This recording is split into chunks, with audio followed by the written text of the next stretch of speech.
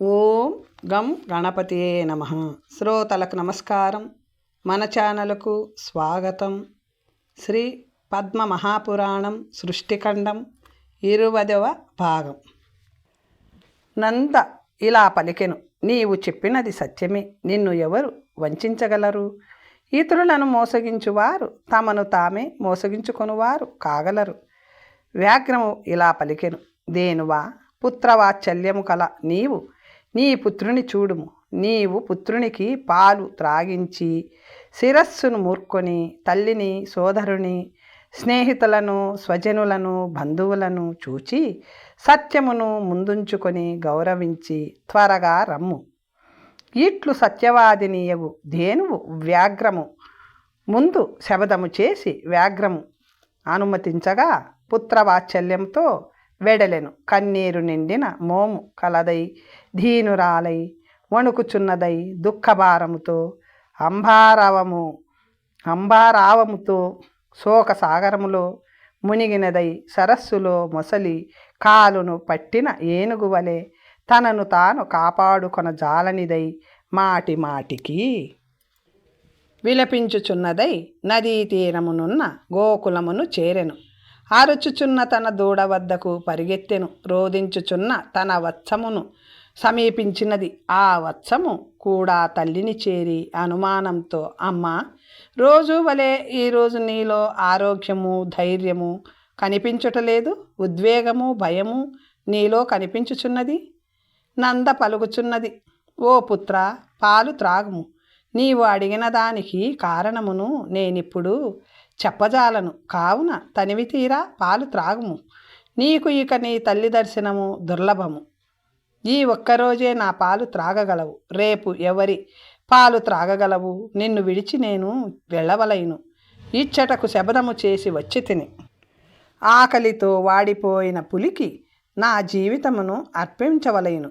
నంద పలికిన మాటలు వినిన వత్సము ఇట్లు పలికెను, నీవు వెళ్ళదలిచిన ప్రదేశమునకు నేను వెళ్ళెదను. నీతో కలిసి నేను మరణించుట ఉత్తమము. నీవు లేని నేను ఒంటరిగా ఆర్తురాలనై మరణించవలసినదే. నీతో పాటు నన్ను కూడా అడవిలో పెద్ద పులి చంపినచో మాతృభక్తులకు లభించు లోకము నాకు లభించగలదు. కావున నేను తప్పక నీతో వచ్చేదను. లేదా నీవిక్కడే ఉండుము. నీ శబ్దములు నాకు ఉండనిమ్ము. తల్లి లేని జీవితము నిష్ప్రయోజనము. దిక్కులేని నాకు అడవిలో ఎవరు దిక్కు కాగలరు? పాలు త్రాగి బ్రతుకు బాలులకు తల్లితో సాటియగు బంధువు లేడు. తల్లి వంటి రక్షకులు, తల్లి వంటి దిక్కు ఇంకొకటి లేదు. తల్లి వంటి స్నేహము, తల్లి వంటి ముఖము లభించదు. ఇహపరములలో తల్లి వంటి దైవము లభించదు. ప్రజాపతి ఇంటి పరమ ధర్మమును ఏర్పరిచెను. ఈ ధర్మమును ఆచరించు పుత్రులు ఉత్తమగతిని పొందెదరు. నంద ఇలా పలికెను, నాకే మృత్యువు విధించబడినది. అందువలన నీవు రావలదు. ఒకరికి విధించబడిన మృత్యువుతో ఇంకొకరు మరణించరు. తల్లి చివరి సందేశమును ఆచరించుము. నేను చెప్పిన దానిని విని చక్కగా ఆచరించుము. జలములోనూ భూమిపైన సంచరించుచు పొరబడుకుము. పొరపాటు వలననే సమస్త ప్రాణులు నశించును. లోభమోహితులు సముద్రములోనూ అరణ్యములోనూ ప్రవేశింతురు. పండితులు కూడా లోభము వలన చేయరాని దానిని అత్యుగ్ర కర్మలను చేయుదురు. ప్రాణులకు లోభము, పొరపాటు, తొందరపాటు అను మూడింటి వలన నాశనము సంభవించును. కావున లోభమును చూపకము, పొరపాటున నమ్మరాదు. అన్ని విధముల ప్రయత్నములతో శరీరమును కాపాడుకొనవలెను. అన్ని మృగముల నుంచి, మ్లేచ్ఛుల నుండి, చోరాది సంకటముల నుండి కాపాడుకొనవలెను. ఒకే చోట నివసించుచున్నను పాపజాతులైన మృగములు విపరీత ఆలోచనలు తెలియజాలవు. గోర్లు గల వాటిని, నదులను, కొమ్ముల గల వాటిని, ఆయుధధారులను, స్త్రీలను, సేవకులను ఎన్నడూ నమ్మరాదు. నమ్మదగిన వారిని నమ్మరాదు. నమ్మతగని వారిని నమ్మరాదు.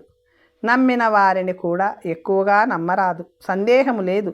దుర్గమ ప్రదేశములో లభించే గడ్డియందు, ఆహారమునందు లోభము అంటే ఆశ చూపకము.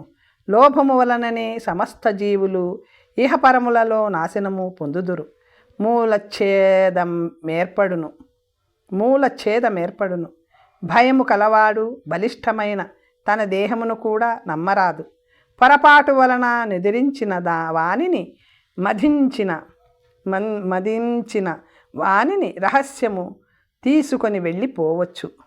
ఎప్పుడు అందువలన ప్రయత్నముతో అంతటా గంధమును చూడవలయును. గోవుల గంధముతో వాసనతో రాజులు చారులతో ప్రమాదమును గుర్తించుదురు.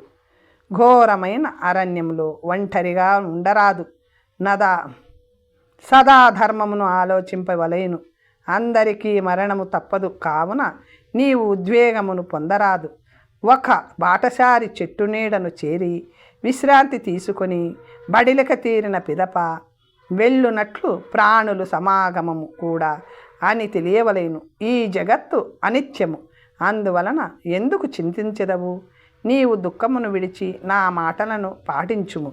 గోవు దూడ శిరస్సును మూర్కొని చేసి తలను నాకి గొప్పగా శోకించుచు కన్నీరుతో వ్యాకులమైన కనులు గలదై బరువుగా వేడిగా ఆడనాగువలే నిట్టూర్చుచు పుత్రుడు లేని జగత్తును శూన్యముగా తలుచుచున్నట్లుండెను. పెద్ద బురదలో మునిగిన దానిలో నిలుచుచు బాధపడుచు పుత్రుని గురించి విలిపించుచు నందిని పుత్రునితో ఇట్లు పలికెను.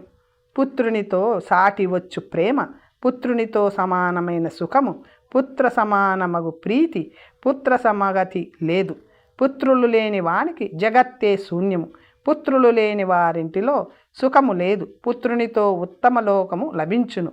పుత్రులు లేని వారు నరకమును చేరుదురు. చందనము చల్లనిదని లోకము చెప్పును, కానీ పుత్రుని కౌగిలి చందనము కంటే చల్లనిది. ఇట్లు పుత్రుని గుణములను చెప్పి పదే పదే పుత్రుని చూచుచు తన తల్లిని, స్నేహితులను, గోపికలను సెలవు కోరుచున్నది. మందకు ముందుగా సంచరించుచున్న నన్ను పులి ఆక్రమించినది. ఎన్నో శబదములను చేసి పులి నుండి విడువబడి తిని పుత్రుని, తల్లిని, స్నేహితులను, గోకులమును చూచుటకు వచ్చి తిని. మాట తప్పరాదు కావున వెళ్ళెదను. ఓ తల్లి, నా దుష్ప్రవర్తనను అపరాధములన్నింటినీ క్షమించుము. ఈతను నీ బిడ్డ కొడుకు బాలుడు, ఇంకను ఏమీ చెప్పెదను. ఓ విపుల, చంపక, తల్లి, భద్ర, సురభి, మానిని, వసుధారప్రియ, నంద, మహానంద, ఘటస్రావ, తెలుసో తెలియకో నేను మాటలాడిన అప్రియ వచనములను చేసిన అపరాధములను క్షమించుడు. అందరూ సుగుణవంతులే, అందరూ లోకమాతలే, అందరూ అన్నీ ఇచ్చువారే. నా పుత్రుని రక్షించుడు. రక్షకులు లేనివాడు వికలుడు, దీనుడు, మాతృశోక సంతప్తుడు ఆగు నా పుత్రుని కాపాడుడు. నా సోదరీమణులు కాపాడుడు. అనాథుని, నిర్బలుని పుత్రుని వలె పాలించుడు. మహానుభావులారా క్షమించుడు. సత్యమును ఆశ్రయించి వెళ్ళుచున్నాను. నా స్నేహితులు నా గురించి దుఃఖించవలదు. పుట్టినవానికి ముందున్నది మరణమే. ఇట్లు పలికిన నందావచనములను విని తల్లి, స్నేహితులు దుఃఖించుచు అమిత విషాదమును పొంది ఇట్లు పలికిరి. ఇది చాలా ఆశ్చర్యకరము, నమ్మశక్యము కానిది. వ్యాఘ్రమునకు ఇచ్చిన మాటను పాటించదలిచిన నీవు సత్యవాదినివి. శబదములతో, సత్యవాక్యములతో మహాభయమును తప్పించుకొని తొలగించుకొనవలయను, కానీ మరలా వెళ్ళరాదు. ఓ నందా, నీవి వెళ్ళరాదు. అలా వెళ్ళుట వలన నీవు నీ దూడను విడిచి నీ బాధ్యతను విస్మరిస్తున్నావు. ఈ విషయములలో ఋషులు ఇట్లు చెప్పిరి. ప్రాణాపాయం సంభవించినప్పుడు శబదములు చేయుట పాపము కాదు. అబద్ధము చెప్పిన జీవుల ప్రాణములను రక్షించినచో అది సత్యమే అగును. ప్రాణములను హరించు సత్యము అసత్యమగును. స్త్రీల విషయమున, వివాహ విషయమున, గోవులను విడిపించుటలో, బ్రాహ్మణులకు ఆపద కలిగినప్పుడు శబదములు చేసిన పాతకమంటదు. నంద ఇలా పలికెను. ఇతరుల ప్రాణములను కాపాడుటకు అబద్ధము చెప్పెదను, కానీ నా స్వార్థము కొరకు, నా ప్రాణముల కొరకు అబద్ధమును చెప్పజాలను. గర్భమునందును, మరణమునందును, భరణమునందు సుఖ దుఃఖానుభవములలో ఒకటే ఉండును. కావున నేను సత్యమునే పలుకుదును. లోకములు సత్యములోనే నిలుచును, ధర్మము సత్యములోనే నిలుచును. సత్యవాక్యముతోనే సముద్రము చెలియ కట్టను దాటుట లేదు. సత్యము కోసం బలిచక్రవర్తి విష్ణువుకు భూదానమును గావించి పాతాళమును ఆశ్రయించెను.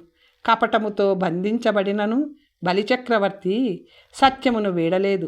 100 శృంగములు కల వింధ్యపర్వత రాజము పెరుగుచూ సత్యవాక్యముపై నిలిచి ప్రతిజ్ఞను తప్పుట లేదు.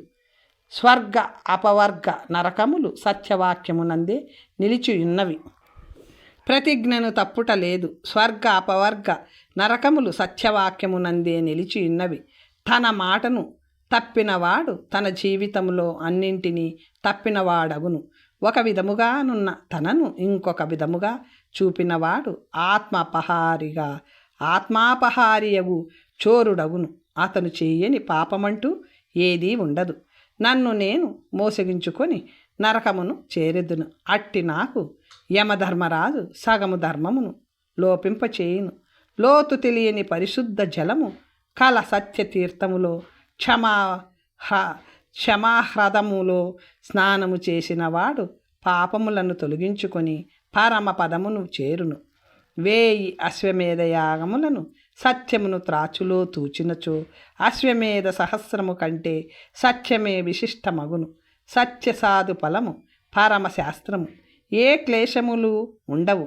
సాధుజనుల వద్ద ఉండును. సత్పురుషులకు మూలధనము సర్వాశ్రమ ఫలము సత్యమును ఆశ్రయించియే స్వర్గమును చేరును. అట్టి సత్యమును ఎట్లు విడుతురు? కావున జనులు పరస్పరము సత్యమునే చెప్పుదురు. స్నేహితులు ఇలా పలికిరి. నందా, నీవు దేవదానులందరి చేత నమస్కరించదగిన దానవు. నీవు సత్యబలముతో వదలరాని ప్రాణములను విడుచుచున్నావు. నీవు ధర్మదురంధరాలవుగా నున్నావు. కావున మేమేమి చెప్పగలము? నీవు చేయు ఈ త్యాగముతో నీకు 3 లోకములలో పొందరానిదేదీ ఉండదు. నీవు చేయు ఈ త్యాగము వలన నీకు పుత్రవియోగము సంభవించదనే మా భావన. మంచి మనసు కల స్త్రీకి ఆపదలు కలగవు. నంద, గోపీజనమును చూచి గోకులమునకు ప్రదక్షిణము గావించి దేవతలను వృక్షములను అనుమతి అడిగి బయలుదేరెను. భూమిని, అగ్నిని, వాయువును, వరుణుని, చంద్రుని, 10 దిక్పాలకులను, వృక్షములను, నక్షత్రములను, గ్రహములు అందరినీ నా పుత్రుని కాపాడుమని ప్రార్థించుచున్నాను. ఇట్లు పలికి మాటి మాటికి నమస్కరించి ఈ వనమును ఆశ్రయించిన సిద్ధులు వనదేవతలందరూ వనమున తృణభక్షణమును చేయుచున్న నా పుత్రుని రక్షించుగాక.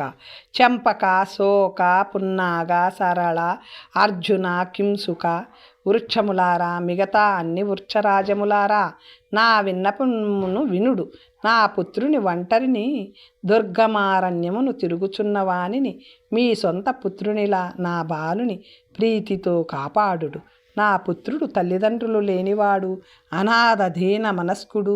ఈ ప్రదేశమున తిరుగుచున్నవాని దుఃఖముతో ఆక్రోశించుచున్నవానిని, ఈ మహావనమున మహాదుఃఖము కప్పివేసిన వానిని, ఆకలి దప్పులతో అలమటించు వానిని, శూన్యమున ఒంటరిగా ఉండి జగత్తును శూన్యముగా చూచుచున్న వానిని, జాలి గొలుపుచు తృణభక్షణకై సంచరించువానిని మీరంతా కాపాడవలెను.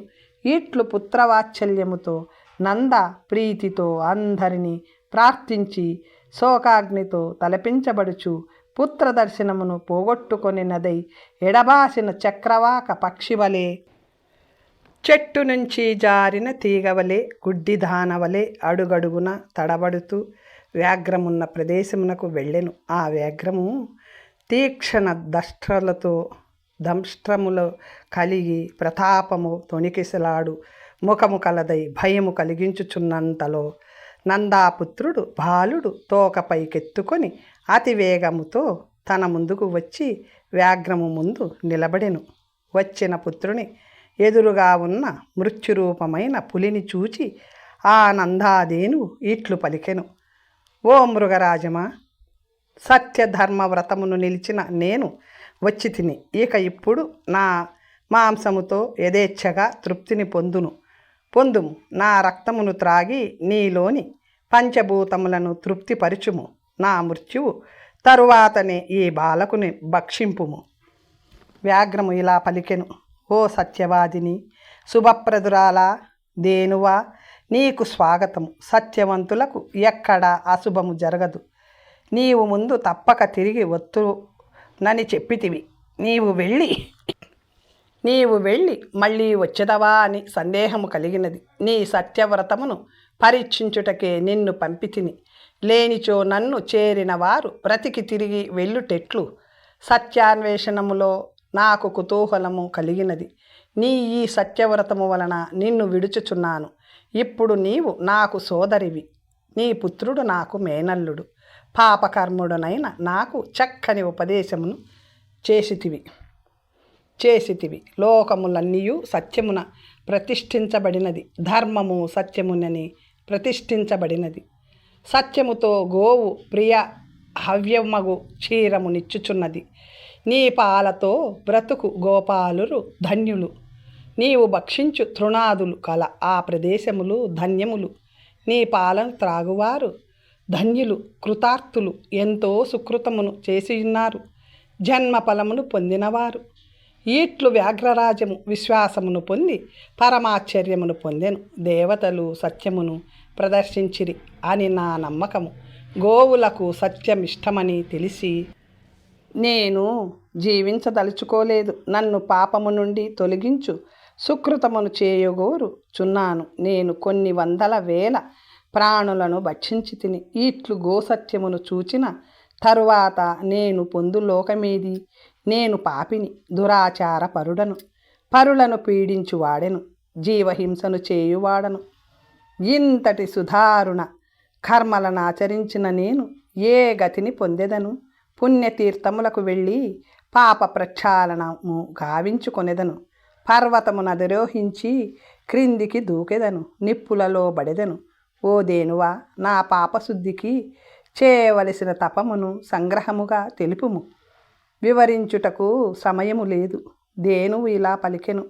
కృతయుగమున తపమును, త్రేతాయుగమున జ్ఞానమును, ద్వాపరయుగమున యజ్ఞమును, కలియుగమున దానమును ఆచరించవలేను. అన్ని దానములలో ప్రాణులకు అభయదానమే మిన్న.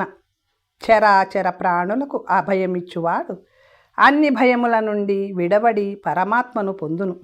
అహింసతో సాటివచ్చు దానము లేదు, అహింసతో సాటివచ్చు తపము లేదు. ఏనుగు పాదముల ముద్రలో అన్ని పాదములలో కలియునట్లు అన్ని ధర్మములు అహింసలో ఉన్నవి. యోగ వృక్షపు ఛాయ తాపత్రయమును నశింపచేయునది. ఈ వృక్షమునకు ధర్మము, జ్ఞానము, పుష్పములు, స్వర్గమోక్షములు, ఫలములు, దుఃఖత్రయముతో తపించువారికి యోగ వృక్ష ఛాయయే శాంతిని కలిగించును. యోగ వృక్ష ఛాయతో ఆనందమును పొందినవాడు మరలా దుఃఖములచే బాధింపబడడు. ఈట్లు పరమోత్తమ శ్రేయస్సును సంగ్రహముగా నీకు వివరించి తిని. ఇది అంతయు నీకు తెలిసినదే, ఊరికే నన్ను అడుగుచున్నావు. వ్యాఘ్రహము ఇలా పలికెను. నేను పూర్వము లేడిచే శింపింపబడి వ్యాఘ్రరూపమును పొంది తిని. అప్పటి నుండి ప్రాణివధ చేయుట వలన అన్నింటినీ మరిచి తిని. నీ సహవాసము ఉపదేశము వలన మరలా అంతయు జ్ఞప్తికి వచ్చినది. నీవు కూడా ఈ సత్యవ్రతముతో ఉత్తమగతిని పొందెదవు. కానీ ఇప్పుడు నా మనసులోనున్న ఒక ప్రశ్నను నిన్ను అడుగుచున్నాను. ఈ విషయమును ఆలోచించుచున్న నాకు 100 వర్షములు గడిచినవి. అదృష్టవశమున నీ సాంగత్యము వలన ధర్మ సంస్థాపనము, సన్మార్గ ప్రతిష్టాపనము జరిగినది. అజ్ఞానినైన నాకు నీ పేరు తెలుపుము అనెను. అప్పుడు నంద ఇలా పలికెను. నా ప్రభువైన నందుడు నాకు నంద అని పేరు పెట్టెను. ఇప్పుడు నన్ను భుజించదనని పలికి ఎందు కూరుకుంటివి? నందా అది వినగానే ప్రభంజన మహారాజు శాప విముక్తుడాయను. మరలా నృపత్వమును బలరూపమును పొందెను. ఇంతలో ధర్ముడు సత్యవాదిని అగు నందాదేనువును తెలిసి చూచుటకు వచ్చెను. నందతో ఇట్లు పలికెను. నేను ధర్ముడను. ధర్ముడను నీ సత్యవ్రతమును విని నిన్ను చూచుటకు ఉచ్చటకు వచ్చి తిని. ఓ నంద, నీకు మేలు కలుగును, నీకు నచ్చిన వరమును కోరుకుము. ఇట్లు పలకగా నందాదేనువు ధర్ముని ఇట్లు వరమడిగెను. నీ అనుగ్రహము వలన పుత్రునితో కలిసి ఉత్తమ లోకమును పొందెదను. కానీ ఈ ప్రదేశము శుభదాయకమగు పుణ్యతీర్థము కావలేను, మునులకు ధర్మప్రదము కావలేను. ఈ సరస్వతీ నది నా పేరుతో నందా నదిగా పేర్కొనవలేను. తాము వరమిచ్చుట వలన ఈ ప్రార్థన చేయుచుంటిని అనెను. అప్పుడు పులస్య మహర్షి ఇలా పలికెను. ఆ క్షణములోనే నందాదేనువు సత్యవ్రతులు చేరు లోకమును చేరెను. ప్రభంజన మహారాజు కూడా తాను మొదట సంపాదించిన రాజ్యమును పొందెను. నందాదేనువు నందా పేరును పొందిన సరస్వతీదేవిని పొంది స్వర్గమును చేరుట వలన నదిని నందానదిగా వ్యవహరించుచున్నారు. తరువాత సరస్వతీ నది ఖర్జూర వనము నుండి బయలుదేరి భూమిని పవిత్రము చేయుచు తడుపుచు దక్షిణ దిశగా ప్రవహింపసాగెను.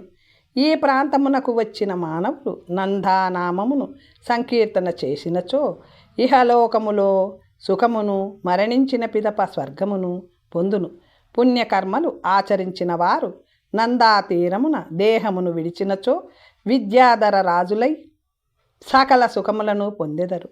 సరస్వతీ నది స్నానము వలన, నదీ జలపానము వలన మానవులకు స్వర్గము లభించును. అష్టమి తిథి నాడు నందా నదిలో ఏకాగ్ర చిత్తముతో స్నానమాడువారు మరణించిన పిదప స్వర్గమును పొందెదరు. సరస్వతీ నది స్త్రీలకు ఎల్లప్పుడూ సౌభాగ్యదాయిని. తృతీయ తిథి నాడు ఉపవసించిన సౌభాగ్యవతి సరస్వతీ నదిని సందర్శించినచో సకల పాపముల నుండి విముక్తురాలగును. సరస్వతీ నది జలమును తాకిన వారు మునీశ్వరులు అగుదురు. సరస్వతీ నదీ తీరమున వెండిని దానము చేసిన వారు రూపవంతులు అగుదురు. బ్రహ్మపుత్రియగు ఈ సరస్వతీ పరమ పవిత్రురాలు. పవిత్ర జలము కలది. నందానామముతో ప్రసిద్ధిగాంచి దక్షిణ శాఖ ముఖముగా ప్రవహించినది. ఆట నుండి కొంత దూరం వెడలి పశ్చిమాభిముఖి అయ్యెను. అప్పటి నుండి సరస్వతీ నది అందరికీ కనబడసాగెను. పవిత్రమైన సరస్వతీ నదీ తీరముతో పుణ్యతీర్థములు దేవాలయము వలె సిద్ధులచే మునులచే సేవింపబడుచున్నవి. ఆ తీర్థములలో క్షేత్రములలో సరస్వతియే ధర్మహేతువు. ఈ నదిలో స్నానము చేయుట వలన, జలపానము వలన, బంగారమును దానము చేయుట వలన ఫలితము లభించును. ఈ నదిలో స్నానమాచరించి దానము గావించినచో అక్షయ ఫలమును పొందెదరు. మునీంద్రులు ఈ నదీ తీరమున దానము చేయుట ప్రశస్తమనిరి. ఈ నదీ తీరమున చేసిన దానము ధర్మమునకు హేతువుగా చెప్పబడినది.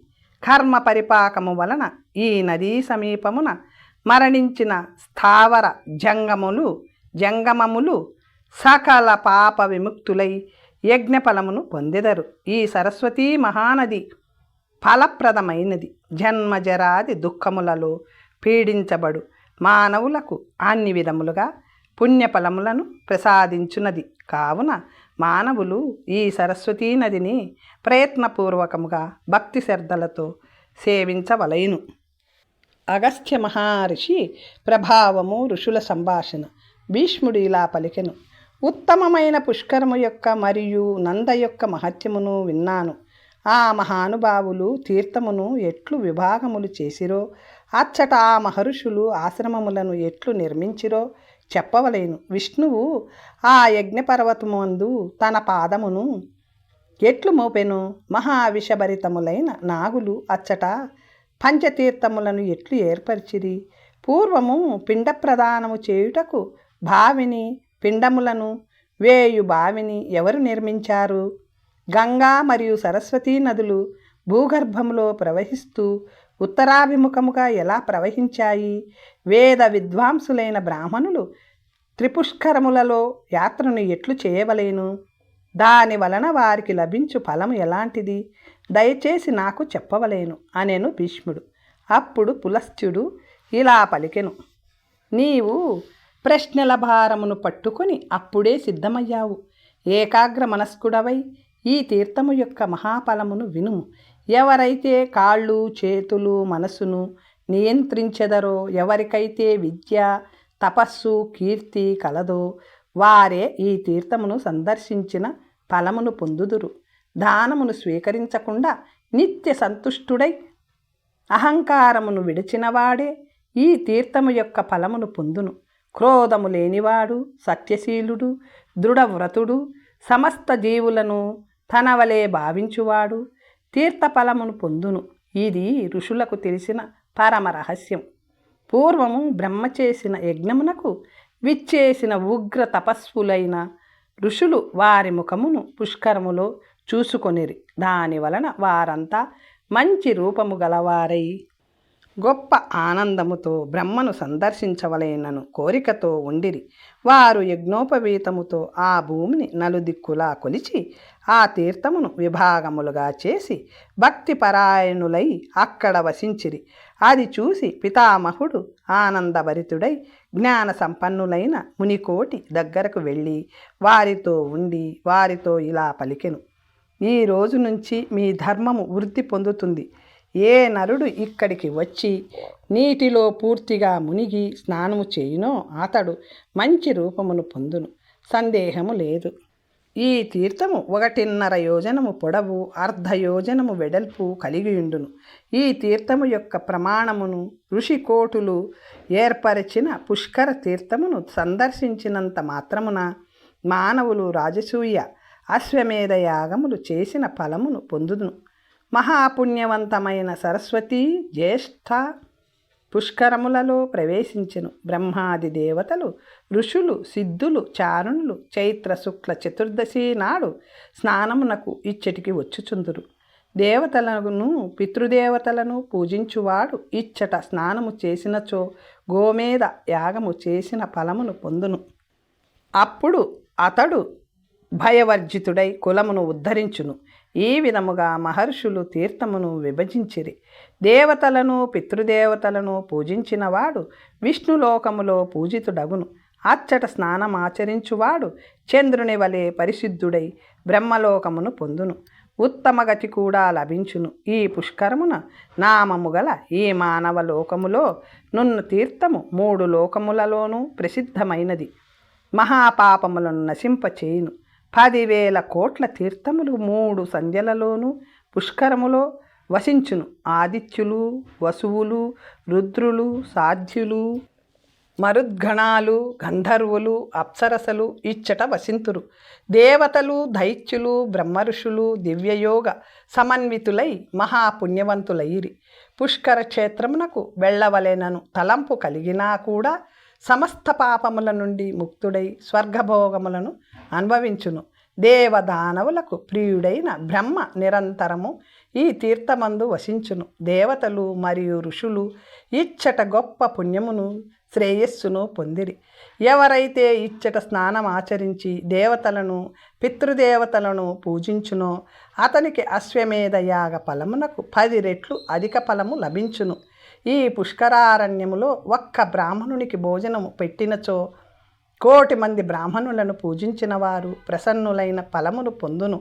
ఈ పుణ్యము వలన అతడు ఇహలోకములోను పరలోకములోను పరమానంద భరితుడగును. దుంపలు, ఆకుకూరలు, పండ్లు మాత్రమే తినుచు అసూయ లేనివాడై శ్రద్ధతో వాటినే బ్రాహ్మణులకు అర్పించువానికి అశ్వమేధ యాగ ఫలము లభించును. బ్రాహ్మణ, క్షత్రియ, వైశ్య, శూద్రులు అందరూ కూడా బ్రహ్మ పుష్కరమను ఈ తీర్థమును తప్పక సేవించవలెను. వైకానసులకు, సిద్ధులకు, ఋషులకు మహాపుణ్యక్షేత్రము ఈ క్షేత్రము. మహాపుణ్యక్షేత్రము ఈ పుష్కరము. పుణ్యనది అయిన సరస్వతి ఈ తీర్థము నుండియే మహాసముద్రమునకు ఏగినది. ఆది దేవుడు మహాయోగి మధుసూదనుడు ఆది వరాహ రూపంలో ఇక్కడ వేంచేసి ఉన్నాడు. తక్కువ వర్ణముల వారు కూడా ఈ బ్రహ్మతీర్థమును సేవించిన ఎడల ఉత్తమ జన్మ కలుగును. కార్తీక పౌర్ణమి నాడు ఈ తీర్థమును దర్శించువారు అక్షయమైన ఫలమును పొందుతురని విన్నాము. ప్రాతఃసంధ్యాకాలములలో ఎవరైతే పుష్కరమును స్మరించి నమస్కరింతురో వారు సమస్త తీర్థములలోనూ స్నానము చేసిన ఫలమును పొందును. స్త్రీలు కానీ పురుషులు కానీ చేసిన పాపము ఏది అయినను పుష్కరములో స్నానము ఆచరించుట వలన తప్పక నశించును. సురులలో శ్రేష్ఠుడు పితామహుడు, అలాగే తీర్థములలో శ్రేష్టమైనది పుష్కర తీర్థము. ఎవరైతే నియతులై శుచి అయి 10 సంవత్సరముల పుష్కరములో వసించునో అతడు సకల యాగములు చేసిన ఫలమును పొంది అంత్యములో బ్రహ్మలోకమునకు వెళ్ళును. కార్తీక పౌర్ణమి నాడు పుష్కరములో నియతముగా వసించువాడు 100 సంవత్సరముల పాటు పూర్ణ అగ్నిహోత్రమును ఉపాసించిన ఫలమును పొందును. పుష్కరములో హోమము దుష్కరము, పుష్కరములో తపస్సు దుష్కరము, పుష్కరములో దానము దుష్కరము, పుష్కరములో వాసము మహాదుష్కరము. తరువాత విషయాలు మరి ఒక భాగంలో తెలుసుకుందాం. మరికొన్ని విషయాలు తరువాత భాగంలో తెలుసుకుందాం. నమస్తే.